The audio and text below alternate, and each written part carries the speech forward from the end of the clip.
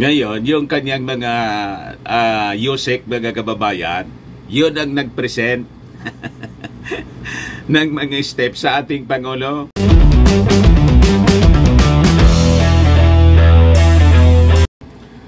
O yung ating Pangulong Bongbong Marcos, mga kababayan, hindi na yata nakatiis. Pinag-utos na po sa DepEd to improve the Philippines students low ranking, mga kababayan, sa international assessment, yung PISA po. Ito, mga kababayan, yung naganap kanina. Yung ating Pangulong Bongbong Marcos na mismo yung nagpamiting. Kumusta niya, Mr. Marabilia, si Inday? Si Inday nandun din, pero I think hindi man yata nagsalita. Pati yung sa presko ng Palasyo Malacanang, as usual po, ang nagsasalita yung Undersecretary, si Powa, saka si Yusik Gonong. Wala ba po si Inday? Ikaw talaga niya, Mr. Maravillas? Yun ang napansin mo? Siyempre po. Yung DepEd po, ang sekretary si Inday. Pero ang umaaksyon na po, mismo na yung ating Pangulong Bongbong Marcos. Parang wala na pong DepEd secretary. At yung namimrintira, mga kababayan, sa mga discussions, yung mga Yusek ni Inday. Yan po, yung ating Pangulong Bongbong Marcos na mismo yung nangunguna sa meeting. Kaya tama yung observation po ni Benji Contreras, yung kasama natin sa programang Collabs, yung politika, Insaymada at iba pa. Sabi niya, bakit kaya mismo ang Pangulong Bongbong Marcos ang nanguna sa pagtalakay ng mga problema sa DepEd at para mapataas ang ranggo ng bansa sa PISA? Hindi ba kayang gampanan ng BP at concurrent DepEd Secretary Sara Duterte Carpio ang mga ito? Akala ko ba number 1 sa approval at trust rating ang DepEd? Ikaw talaga, Tito Benji. Binasag mo ng tuluyan si Inday. Wala nga. Pati doon sa press conference, ang sumasagot po si Powa, Yusik Powa at saka si Yusik Gina Gunong. But before ko, mga kababayan, ibigay sa inyo yung full story at pag-usapan po natin, pati yung mga iba pang developments sa ngayon, click subscribe muna dito sa ating YouTube channel and hit the notification bell po para lagi kayong updated sa mga kaganapan dito sa ating bansa. Kung hindi pa po kayo nakasubscribe, mag-subscribe na po kayo sa aming mga channels para malabanan po natin ang fake news na pinapakalat po ng mga dilawang DDS. Huwag na rin po ninyo, mga kababayan, na skip yung ating mga commercial ads para tuloy-tuloy lang ang pag-unlad ng Bagong Pilipinas. Sa mga naghanap po pala ng malinis and spacious fitness gym, bumisita lang po kayo sa aming Colossal Fitness Gym. We also offer Grab Car Rental with our brand new 2023 model ng Toyota Innova. Also accept booking for those who are planning to travel via PAL, Cebu Pacific and other airline companies, local and international, and bills payment po for Meralco Bills, PLDT, etc. Kahit po saan po ninyo plano na pumunta all throughout the world, pwede na po kayo magpa-online booking sa amin. Pati mga hotels, lalo dito sa Pilipinas. We have bayad center and Paymaya po. Pati yung mga Meralco Bills ninyo at PLDT. Ang Colossal Fitness Gym is located at 3rd floor, Security Bank Building, Lanco Business Park, Legazpi City, Albay. For inquiries, look for Gilon Maravillas. Contact number 0966-802-0949. Lagi na pong matao dito sa amin. Ayos pa, mga kababayan. Ayos na ayos niya, Mr. Maravillas. By the way, i-announce ko na rin po sa inyo, may bago na po tayong Finance Secretary. Bukas po yung oath taking. Sabi dito sa Impact Leadership, a good economist, former Batangas 6th District, Representative Vilma Santos Recto confirms that her husband, the House Deputy Speaker, Aralp Recto, has been appointed as the new Secretary ng DOF. Finance Secretary na siya po. And set to take oath bukas po, January 12. Ayan po, mga kababayan. Kasi binigyan siya ng tiwala ng ating Pangulong Bongbong Marcos because he is such a good economist. Di ba niya, Mr. Maravillas? Dilawan niyang si Recto? Wala na pong kulay-kulay sa ating Pangulong Bongbong Marcos. Ang importante po, competent at willing na tumulong para sa bagong Pilipinas. Di ba? Yung ka-unit team naman po ng ating Pangulo, yung mga DDS, wala nang ginawa mga kababayan ngayon black propaganda at mismong yung tatay ng Vice President. Grabing mga panira yung binitawan during election at pati ngayon, di ba niya, Mr. Maravillas, biglang kumambyo? May kailangan kasi. Nalagay sa peligro. Dahil sa sabi, pumasok na yung ICC noong December pa. Kaya sabi nung mga lumalabas na balita, may mga ICC investigators na December pa, kaya hindi mapakali yung mga DDS. Biglang bumait po si Digong. Di ba? At saka yung SMNI, nadamay mga kababayan sa angas ni Maudigs. So bukas po yung o-taking ni former senator at ngayon Congressman Recto. Si Jokno niya, sana, sabi sa information na nakuha natin, inside story, yung source natin, sa Maharlika Investment Fund na siya. Magpo-focus na siya doon, mga kababayan, sa Maharlika Investment Fund. So ngayon, balikan natin yung kwento sa DepEd. Hindi na nakatiis yung ating Pangulo, siya na yung gumalaw. Wala kasing mangyayari. Kung pababayaan niya si Inday. So yan ang utos ng ating Pangulo. Dapat niya gumawa kayo ng mga necessary steps to improve the Philippines ranking sa International Students Assessment, which remains at a low level. Ayusin niya ninyo yung level of proficiency sa mathematics, reading, and science in terms of scores para niya gumanda-ganda man lang yung ating makuha sa ranking sa PISA.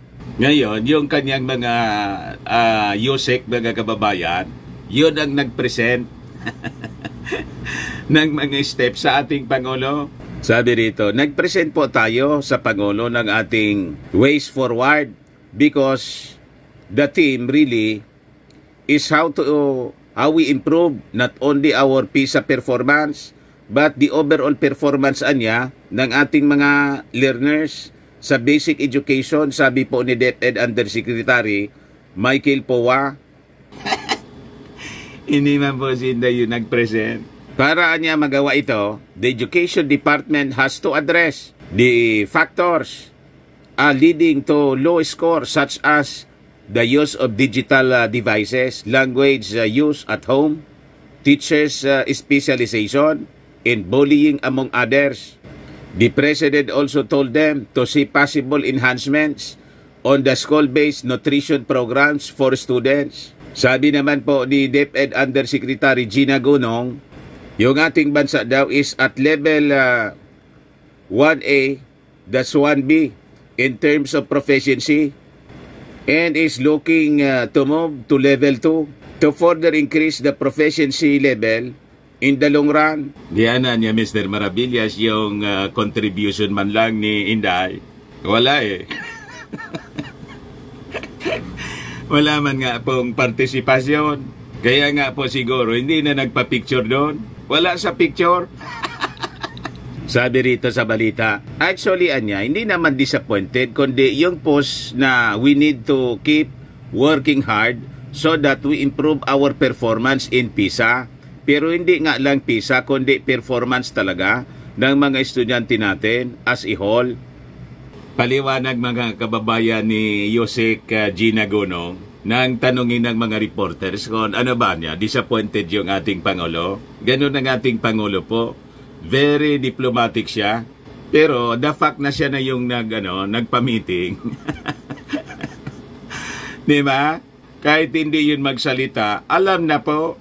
Ibig sabihin nun, hindi niya nagugustuhan yung pamamalakad po ng DepEd Secretary. Ayaw lang niyang ipahiya si Inday po. Hindi kasi, may breeding kasi po yung ating Pangulong Bongbong Marcos. Parang si Martin lang, kahit pinagsasalitaan mga kababayan ng kung ano-ano ng mag-ama, sabi ni Martin Romualdez, I still consider her Anya as my friend. Kaya talagang si President, ang instruction niya, tutukan natin yung teacher support and teacher quality, yung bullying sa school at saka yung nutrition. Yung Pangulo na po yung nag-utos. Kasi si Inday po, kung ano-ano yung pinagkakaabalahan. Di ba? Tolero yung isip kasi po ni Inday ng tanggalan ng confidential funds. Para niya yung kapatid niyang si Polo ngayon, nag-tantrums din kasi binawasan yung pondo nila sa Davao. Kaya sabi ng ating Pangulong Bongbong, dapat nga i-upgrade yung i-upgrade yung technical skills ng ating mga guro, pati yung paggamit ng mga gadget sa mga paaralan. Gusto talaga niya ng Pangulo magkaroon ng expertise yung ating mga teachers. So, he emphasized on the necessity of proper training programs sa mga guro. Of course, hand-in-hand niya with teacher welfare. Pagdating sa teachers kasi, talagang para sa ating Pangulo, napaka-importante ng mga teachers. And we agree, teaching quality will really improve. Sabi nga ng ating Pangulo, he believes around 60% improvement kung mapapabuti din natin yung teaching quality. So during the meeting, which was also attended by Vice President Sara Duterte, Marcos stressed that teachers must be updated on the new technology being used in teaching and be trained in incorporating it into their classes. Yung Pangulong Bongbong na mismo yung nag-preside po. Nasa tabi lang po si Inday. Pagdating naman po doon sa press conference ng Palasyo Malacanang, ang nasa printera po, si Powa, saka po si Gonong. Wala po si Inday sa press con. Ayaw magsalita. Bakit kaya niya Mr. Maravillas? Siya'y po si Inday. Siya'y type. Noon nga po vice presidential debate. Hindi man lang po nag-attend kahit isa. Ayaw mag-participate po ni Inday. So paano niya yan pag siya yung tumakbong Pangulo? Yun na nga po. Sige lang ang utos-utos niya. Talaga niya Mr. Maravillas. Kailangan na talagang palitan si Inday. Binibigyan pa siguro ng konti pang panahon ng ating Pangulong Bongbong Marcos. Hinihintay lang siguro na magdesisyon siya mismo. Si Inday kung magpapatuloy pa siya as secretary o i-give up na niya. Talaga naman niya Mr. Maravillas. Ang kailangan sa DepEd yung educator talaga. Kasi pag hindi educator, mahirap talaga. Tinesting lang siguro mga kababayan ng ating Pangulong Bongbong Marcos kung may ibubuga si Inday. Di ba? Kasi Vice President niya, binigyan ng pagkakataon na makapaglingkod din as member ng kanyang gabinete. So yun man lang po, idagdag ko na lang itong balita ngayon. May relasyon po ito sa Chacha. May sinasabi na naman po si Edsel. Si Edsel Lagman, yung mga opponents po, na ayaw talagang sumayaw, nag-Chacha. Pati si Dilima po, nagsalita na, sumali na, mga kababayan. Siyempre niya Mr. Maravillas para laging pinag-uusapan. Sigurado niyang may plano yan na bumalik sa 2025 election bilang senador. Malamang po, yan niya Mr. Maravillas yung sinasabi ni Edsel. May EDSA Puera daw po, mga kababayan, na ad campaign na pinapakalat ngayon. At ang tinuturo, yung Marcos family na naman. O ito po, the EDSA Puera Charter Change ad campaign is part of the Marcos family's continuing demonization of the EDSA People Power Revolution, which ousted the Marcos dictatorship and helped install the Cory Constitution or the present 1987 Philippine Constitution. The ad niya is crudely crafted and there is nothing substantial conveyed in the message. Tapos sabi naman po ni Dilima, binuuan niya ang 1987 Constitution para pigilan ang anumang muling pagtatangkang umaboso at mapanatili sa poder. Dapat na pagdudahan ang nasa likod ng basurang patalastas na ito at ang mga sabik na sabik at nagmamadaling baguhin ang saligang batas. Isa na niya, Mr. Maravillas, lumabas yung EDSA Puera ad sa mga primetime news daw, mga kababayan, sa GMA, ABS-CBN. Pakinggan po ninyo mga kababayan itong report. Ayan po, Charter Change ad appears on primetime TV. Baka niya, Mr. Maravillas, ang gumawa niya na advertisement, sila man lang na mga kontra sa charter change. Hindi pa natin alam mga kababayan, pwedeng ganon para siraan po yung movement, yung post para sa charter change. Pero ito mga duda man lang po natin. Siguro sa mga susunod na araw, baka may lumabas na balita at may magpakilala na sila yung nasa likod nitong EDSA Puera ad campaign. Pakinggan natin itong report po. Ayan pa. A paid advertisement on the supposed failures of the 1987 Constitution, highlighting the need for charter change, appears on newscasts. On X, users note the ad was aired on ABS-CBN, TV5, and GMA. The ad airs amid questions about the integrity of a fresh charter change bid through People's Initiative. The Chacha ad focuses on the alleged losses the country suffered under the provisions of the 1987 Constitution, from business and economic opportunities to missing out on having quality education. Lawmakers, including Albay and Davao representatives Edsel Lagman and Paulo Duterte, note alleged plans to bribe voters to sign the petition calling for charter change. Lawmakers from the House of Representatives have been keen on amending the Constitution, saying they would focus on its economic... Ayan pa, mga kababayan, yung balita. O ngayon, mga kababayan, yung may grupo pala na nasa likod nito, yung grupong pirma, based sa report ng ANC po. Ayan po, sabi rito sa interview, law firm EDSA Puera ad has achieved its purpose. Talagang sinadya nila na ganun yung pakagawa, mga kababayan, para makakreate ng controversy. Pati yung titulo po, EDSA Puera. So sabi po ng law firm ng mga abogado ng pirma na sila Attorney Ibaristo Gana and Dante Atienza, legal counsels ng charter change supporter pirma. So far na-achieve ng advertisement yung objective na makuha yung atensyon ng mga tao para pag-usapan po yung charter change. So tagumpay sila doon. Ang proof na nagtagumpay sila, nagalit si Edsel. Yung mga opponents po ng charter change, lalong nang galaiti, at pati si dating Senador Laila de Lima, napariak na rin. So maganda na nagsipag-react sila. Ibig sabihin, nakuha yung atensyon ng mga dilawan.